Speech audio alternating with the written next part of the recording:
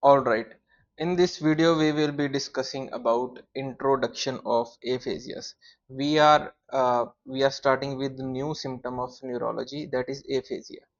Aphasia is not a symptom, but it is a finding basically. But we will consider it a symptom for the sake of understanding that this is one condition with which the patient presents to the emergency or in the OPD, and it pertains to neurology. So we are discussing another symptom in the series of neurology, and this is aphasia. We will be studying the introduction of aphasia, I mean the basics of aphasia, the basics of language network, the areas or the circuits which are involved in learning of language, and whenever there is any defect in that circuits, in those circuits there will be aphasia. So basically, to begin with, I must tell you a few things that our brain or our cerebral cortex is divided into certain areas, right? This is the Sylvian fissure, which divides the lobes of the frontal parietal and the temporal lobe of the cerebral cortex. This is the Sylvian fissure. This is the central sulcus. This is temporal lobe. This is precentral gyrus. This is postcentral gyrus. We know that there are certain areas for certain functions. For example, the precentral gyrus is responsible for motor function. Postcentral gyrus is responsible for sensory function. Sensory, postcentral, let me make it more dark.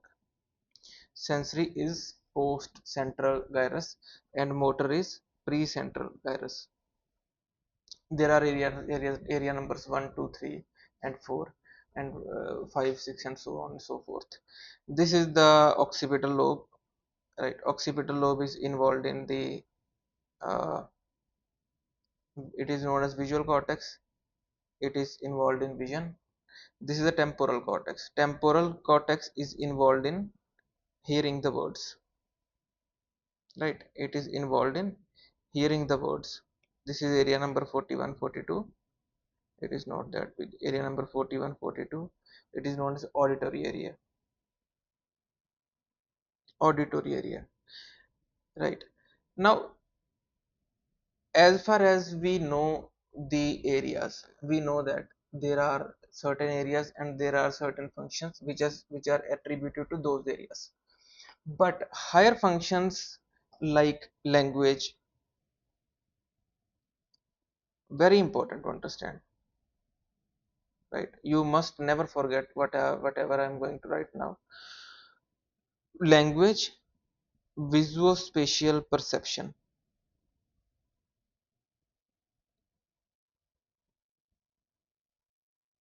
right? And third is the uh, memory. These are higher mental functions or higher cognitive functions. It is found that there are no certain areas which are attributed to these functions, whether it is language, whether it is visuospatial perception, whether it is memory. There is no particular area for memory in the brain. There is no particular area for visuospatial perception in the brain. There is no particular area for language or speech in the brain. So how do these functions they are carried out by the brain? There are basically the networks. Our brain is a network, is a pattern seeking machine, and we have patterns for that, patterns of neurons, patterns of circuits for that, right? So we have circuits, major circuits for that. Circuits means different areas, 2, 3, 4, 5 areas. They are connected by the neurons and they form a network, and that network when activated in a particular way will be responsible for certain function like memory, certain function like visuospatial perception, certain function like language, right? So these circuits are basically responsible for these higher functions. We do not have particular areas for them, but we have circuits for them. So that is why it is difficult for us to, you know, mark out their boundary. it is difficult for us to diagnose these patients. It is difficult for us to tell the prognosis that whether they will improve or not, because we do not know that there is a certain area. We just know that there are circuits will improve or not improve, that only time will tell na. So that is why this is a bit complicated complex this is a bit complicated concept of circuits. And it is basically, I believe it is new to many of the learners. There are basically, it is all about cramming, it is all about knowing the new things.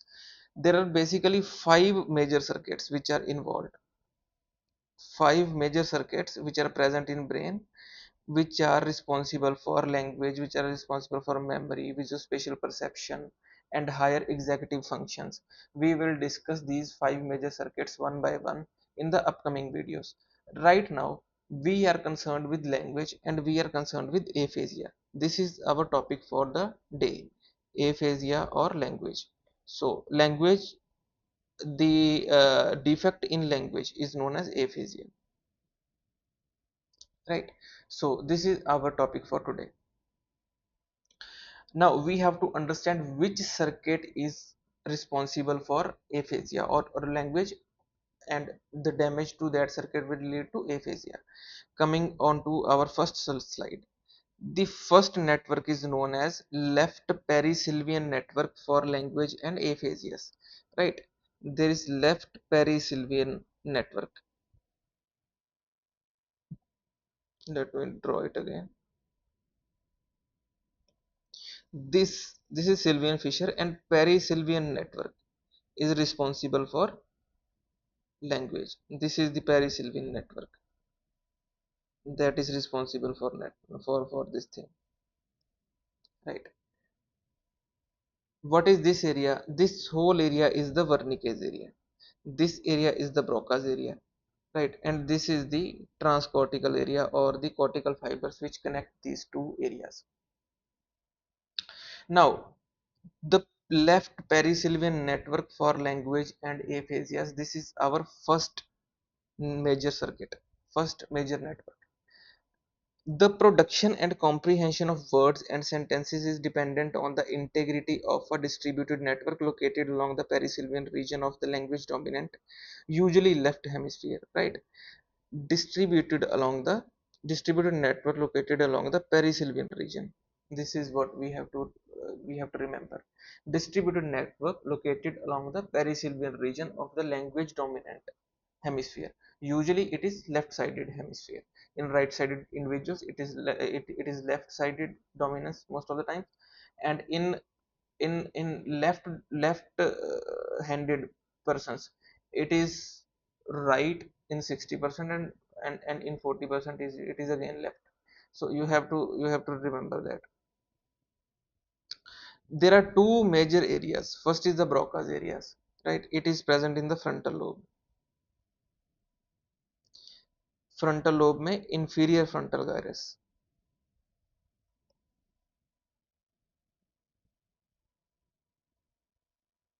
and Wernicke's area is located in the temporal lobe.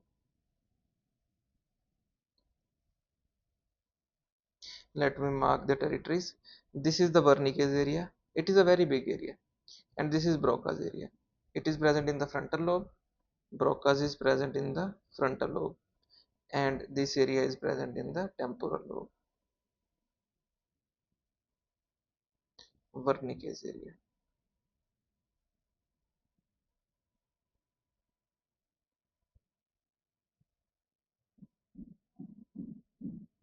Right. So all components of the language network are interconnected with each other and with surrounding parts of the frontal, parietal and temporal lobes. That is what I have just discussed. These two areas are connected by the uh, cortical fibers, by the parietal cortical fibers. Damage to this network give rise to language impairments known as aphasia. Yes, it is very obvious. Now, there are different types of aphasia depending on the area involved, depending on the pattern involved. Wernicke's aphasia, Broca's aphasia, transcortical aphasia, and conduction aphasia. Global aphasia, anomic aphasia, pure word deafness, apraxia, and aphibia. Justman syndrome, pragmatics and prosody, subcortical aphasia, and primary progressive aphasia or PPA. We will be discussing all of these aphasias one by one. Remember, all these aphasias are written in the Harrison, and I am taking the reference from the Harrison's textbook of internal medicine only. Anyone who wants to read the details of these aphasias can watch this video and then can go to the Harrison's, so that it will be easy for you.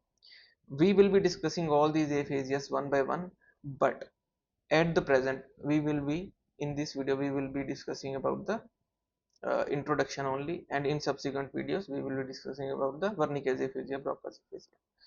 So this is the types of aphasias. The major one are the Wernicke's aphasia, because it is most commonly present in MCA territory stroke.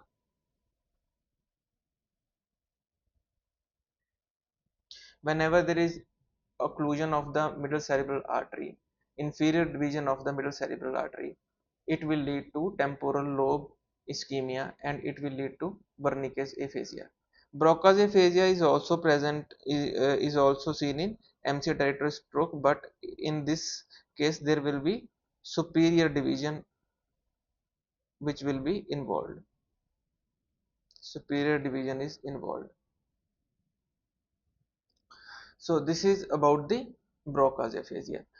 Then transcortical aphasia means the cortex is involved, multiple areas of the cortex are involved. Then conduction aphasia means parietal lobe is involved. So global aphasia means many areas are involved. Anomic aphasia, only names are involved.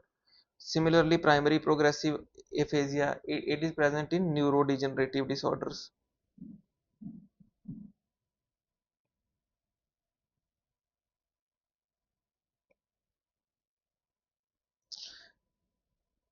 It is progressive only. Primary progressive aphasia, primary means the initial chief complaint is aphasia only, there is no other neurological deficit, so that is why it is known as primary. Progressive means it is relentlessly progressive, it will not stop.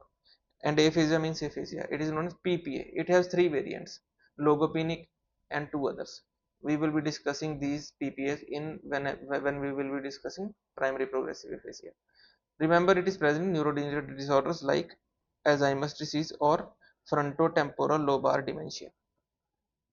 So these are the types of aphasia. A little bit brief about the types of aphasia. Most important is the Wernicke's and the Broca's. Why? Because they have a very peculiar kind of presentation, and they are very commonly seen because the stroke is very uh, common neurological disorder among the whole of the neurological disorders. So this is about the types of aphasias. Then clinical examination. Suppose a patient with aphasia comes to you, or he or she presents in the emergency, then how will you proceed with the history and with the examination? In history you will be listening from the attendants that the patient is not able to speak. This will be complaint and the only history. The clinical examination should include the assessment of naming, right? Naming means whether the patient is able to name the objects presented by the examiner, right? It will involve various areas of language network. You can simply ask the name of a little object, and you will be able to make out that okay, this is genuinely a deficit in the language. Naming, anomia, the patient is not able to name the object. It is the most common symptom or most common finding in a patient of aphasia,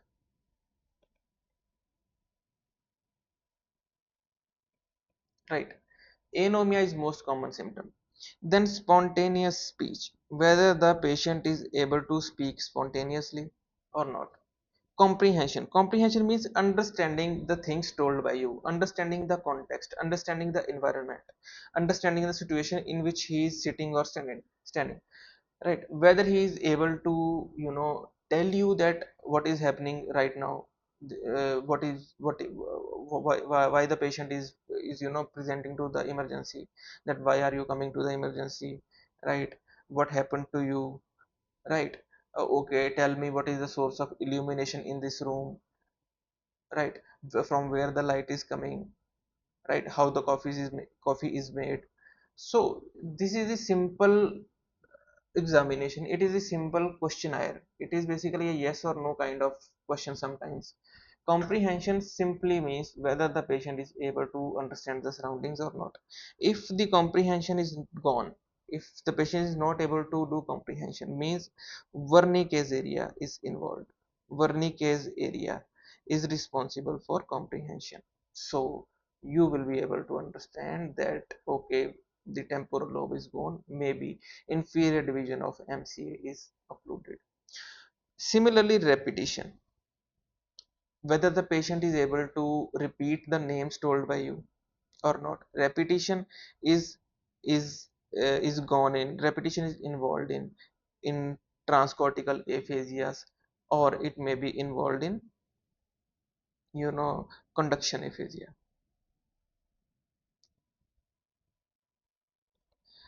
Reading and writing can also be checked. So these are the basic six things that you have to ask the patient. You have to you know you have to evaluate these five aspects whenever you are trying to examine a patient of aphasia. So that is all about the introduction of aphasias. I have told you about the lobes, about the networks, and a little bit introduction of five major circuits or five major networks. You must not forget these networks. I have told you the first network right now, the left perisylvian network, and it is responsible for language and aphasias.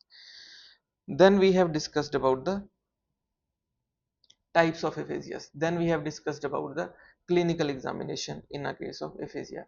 So that is all about aphasia. I will be coming up with the next video on Wernicke's aphasia. Thank you so much for your patient listening.